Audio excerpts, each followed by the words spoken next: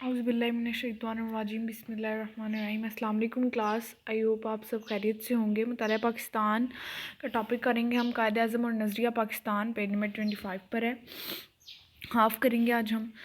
قائد اعظم وہ نڈر لیڈر تھے جن کی وجہ سے آج ہم پاکستان جیسے ملک علیحدہ ریاست میں بیٹھے ہوئے ہیں، کیونکہ بہت سے تاریخ میں مسلمان پیدا ہوئے، بہت سارے تعلیم یافتہ بھی تھے، لیکن ایسی کیا وجہ تھی کہ وہ لیڈر نہ بن سکے اور قائد اعظم لیڈر بنے؟ ان کے بارے میں انگریز کہتے ہیں کہ یہ ایسا لیڈر تھا خریدا نہیں جا سکتا تھا۔ ہم نے بڑی کوشش کی ہم اس کو خرید لیں جناح کو، لیکن ہم خرید نہ سکے۔ قائد اعظم نڈر لیڈر تھے جن کو خوف نہیں تھا کسی چیز کا، اور وہ اپنی قوم کے لیے جہاد انہوں نے کیا۔ یہ جہاد تھا، آخری دم تک جہاد کرتے رہے کفار کے خلاف۔ ایک طرف عیسائی، دوسری طرف ہندو، یہ سب کافر تھے اور ان کے خلاف جہاد کرتے رہے اور الگ ریاست حاصل کی پھر انہوں نے۔ ان کے ارشادات کی روشنی میں نظریہ پاکستان کے بارے میں ان کی کیا رائے ہے، ان کے ہر جو ان کا کہا ہوا کسی موقع پر فکرہ ہے اس کو پوائنٹس کی صورت میں کیا گیا ہے، زیادہ ایکسپلین کرنے والا نہیں ہے۔ سب سے پہلا ہندو مسلمان ہوا، اس کے بارے میں قائد اعظم نے مسلم علی گڑھ یونیورسٹی میں خطاب کرتے ہوئے کہا کہ مسلمان اسی روز ایک الگ قوم یعنی جداگانہ قومیت کا تصور ابھرا تھا، اور دو قومی نظریہ یعنی دو ہندو اور مسلمان دو الگ الگ قومیں ہیں، اس کا نظریہ تبھی اجاگر ہو گیا تھا جب پہلا ہندو مسلمان ہوا تھا۔ یعنی اگر ہم ایک ہی قوم ہوتے ہم دونوں، تو اس کو کیا ضرورت تھی ہندوازم چھوڑ کے مسلمان بننے کی؟ وہ چند ہماری رسومات ادا کر لیتا تو کوئی فرق نہیں پڑنا تھا کہ ہم تو ایک ہی قوم ہے۔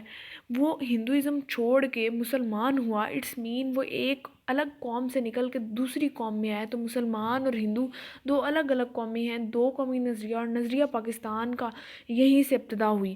دو قومی نظریہ ایک حقیقت ہے، یعنی یہ ایک نظریہ یا اصول یا تصور یا سوچ نہیں ہے، صرف یہ ایک حقیقت بن چکی ہے، اور حقیقت پہ عبور حاصل کر لیا ہم نے پاکستان کی صورت میں۔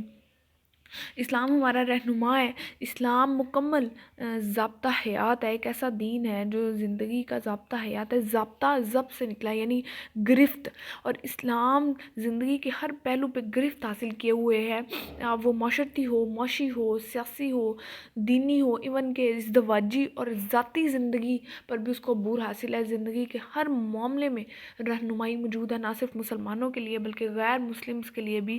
تو ہماری پوری کی پوری زندگی جو ہے وہ اس پر محیط ہے، اور وہ ہمارا رہنما ہے، رہنمائی کرتا ہے ہماری زندگی کے ہر معاملے میں۔ قرآن پاک کی اہمیت کے بارے میں کہا کہ وہ کون سا رشتہ ہے جس سے وابستہ ہونے سے سارے مسلمان ایک جسم، واحد جسم کی مانند ہو جاتے ہیں۔ وہ کون سی چٹان ہے جس پر ملت کی عمارت کھڑی کی گئی ہے، یعنی اس جماعت کی عمارت کھڑی ہے۔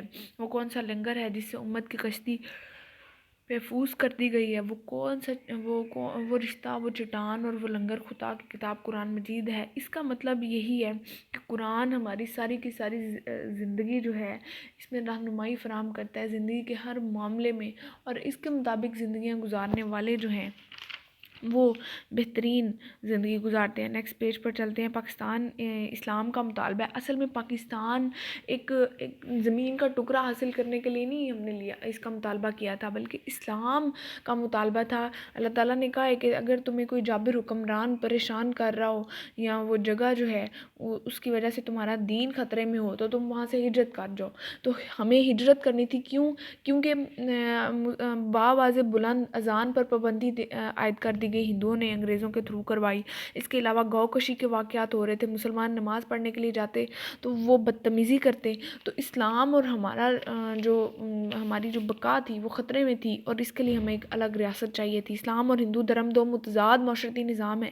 اٹس مین اسلام جو ہے وہ اللہ تعالیٰ کی وحدانیت کو ظاہر کرتا ہے، واحد ہے، یکتا ہے، لا شریک ہے، جبکہ ہندو مذہب جو ہے وہ اس کے الٹ ہے، متضاد ہے، شرک ہے، کفر ہے، اور شرک کا مطلب ہے حصے دار ٹھہرانا۔ تو اللہ کے ساتھ حصے دار ٹھہرا رہے تھے وہ لوگ، اٹس مین وہ اس کا الٹ کر رہے تھے، شرک کر رہے تھے۔ تو یہ دو الگ مذاہب تھے اور دو الگ اقوام کے مذاہب تھے۔ رواداری اور مساوات کا درس دیا کہ پاکستان میں تمام جو اقلیتیں ہیں ان کے ساتھ مساوی سلوک کیا جائے گا، اور جو بر صغیر میں مسلمانوں کے ساتھ سلوک ہو رہا ہے ایسا سلوک نہیں کیا جائے گا، کیونکہ اسلام نے اس کا درس دیا ہے۔ ہماری نجات اسوہ حسنہ نبی پاک صلی اللہ علیہ وسلم کے نقش قدم پر چلنا ہمارا مقصد ہے زندگی کا، اور جہاد کرنا ہمارا مقصد ہے۔